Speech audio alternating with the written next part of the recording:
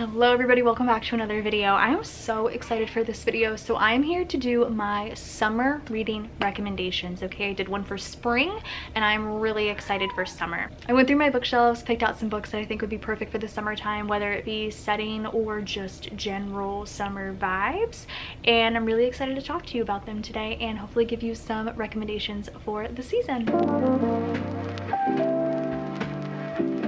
I'll start with 3 romances that give me very summer vibes. Now, there are 3 Emily Henry books that I absolutely think if you're going to read an Emily Henry in the summer, there's 3 that are really great options. But if you have not read People We Meet on Vacation yet, I think this is one of the best Emily Henrys in my personal opinion. I actually think I would rank this number 1 on my Emily Henry tier list if I had to. It was the first one I ever read. It made me fall in love with her writing, and this is perfect for the summertime.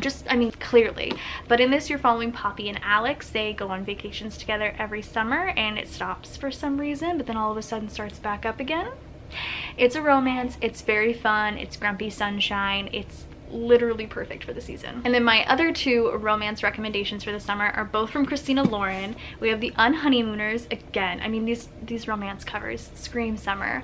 This is again about fake dating. It follows Olive and Ethan, and they have to go on a vacation together because why did they have to go on a vacation together? Oh, Olive and Ethan go on like a honeymoon together because her twin sister got married, and every single person in the wedding party and at the wedding got food poisoning except for her and Ethan, who is I think like an enemy. I think it's enemies to lovers, because they both didn't eat fish or something like that. So she suggests that they go on the honeymoon trip together as to not waste the money, and fake dating's involved, one room, enemies to lovers. It's perfect. I love Christina Lauren's writing. It's so perfect for the season. Speaking of a really good Christina Lauren summer romance, we have The Paradise Problem. Again, very summery, very romancy.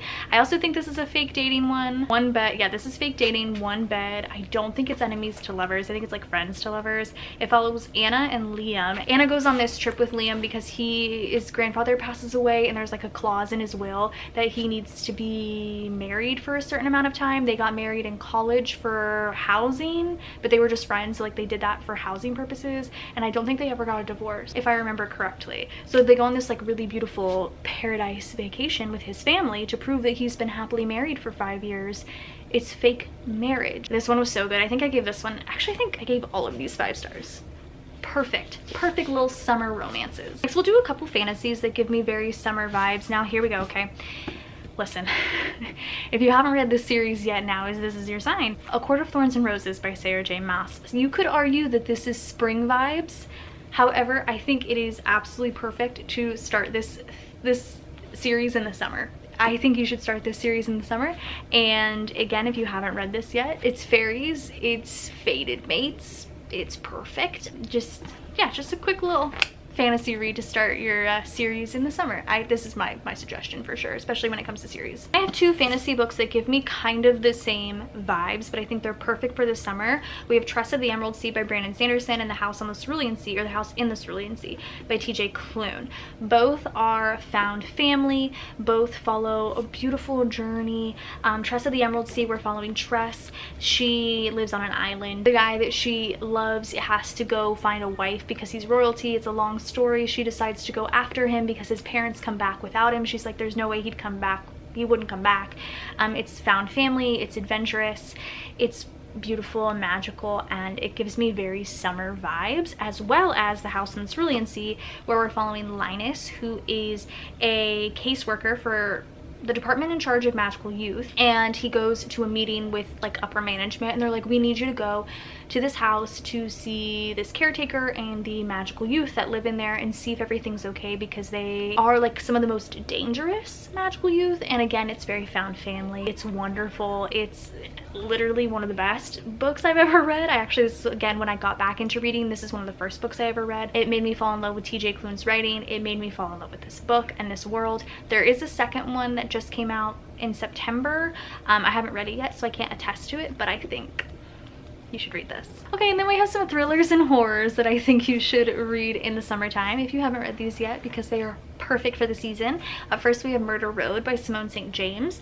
This is a paranormal thriller, and it takes place in the summertime. So we're following this couple that is driving down a road on the way to like their honeymoon, and a woman gets in the back seat and she's like, drive, drive, drive, and there's a car that like revs up behind them, and they realize she's been stabbed.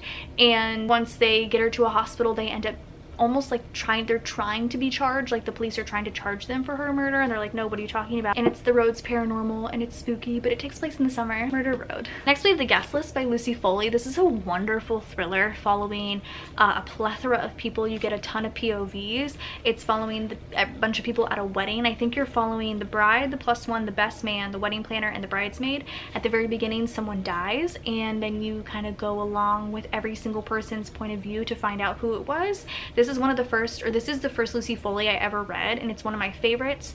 It's very atmospheric. They're on this island, and it takes place during the summertime. It's such a great little thriller. I think it's perfect. And then I have two Riley Sagers that I suggest for the summer. The first is The House Across the Lake, and then The Last Time I Lied. Perfect little summer thrillers. The House Across the Lake follows this drunk woman who goes to her summer home on a lake. Her husband has passed away. She spends her time kind of staring outside.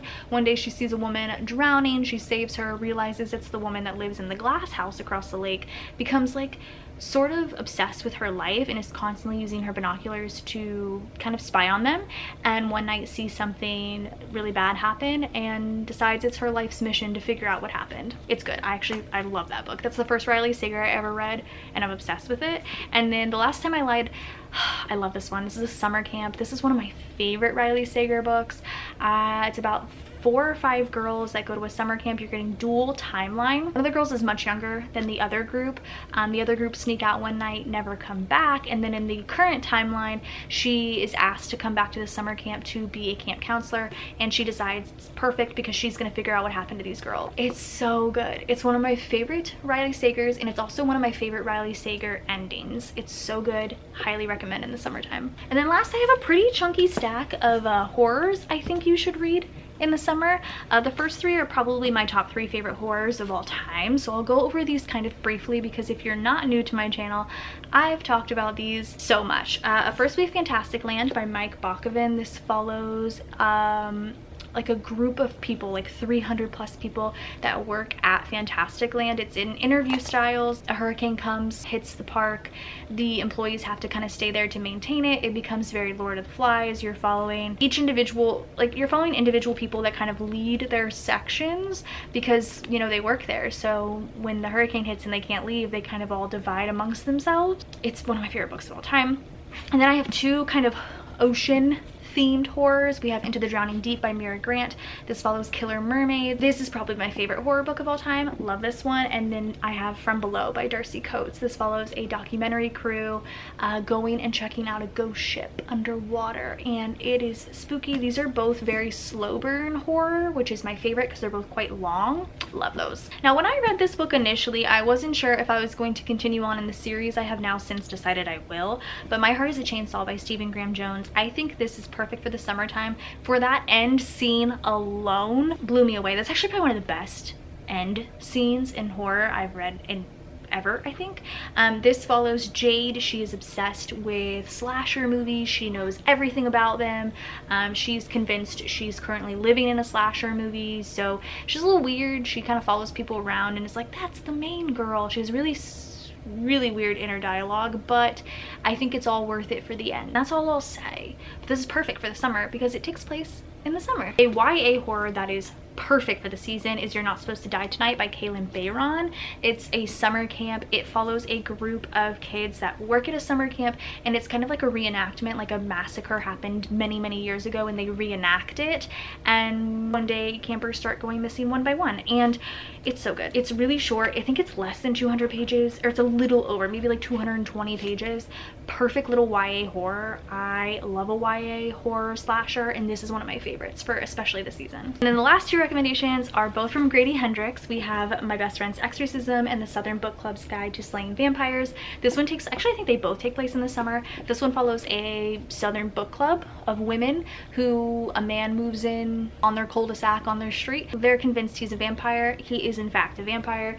It's really fun, really clever, and this is what introduced me to Grady Hendrix as an author, and I really adored it. And then I think actually right after I read that one, I was like, oh, I'll read My Best Friend's Exorcism by Grady Hendrix. This is about two best friends. Yeah, after a night of skinny dipping goes disastrously wrong, Gretchen begins to act different. Yeah, she becomes possessed, and it's really funny and quirky, but also it has those horror elements to it. Grady Hendrix is really known for his like funny, campy horror, and I adore that. So those are all of the books that I recommend for this summer season. I hope that you get, you know, some recommendations from this. If you read any of these and you have any other further suggestions, let me know down below. I hope you enjoyed. Go ahead and subscribe if you're not already, and I'll see you guys in my next one. Bye guys.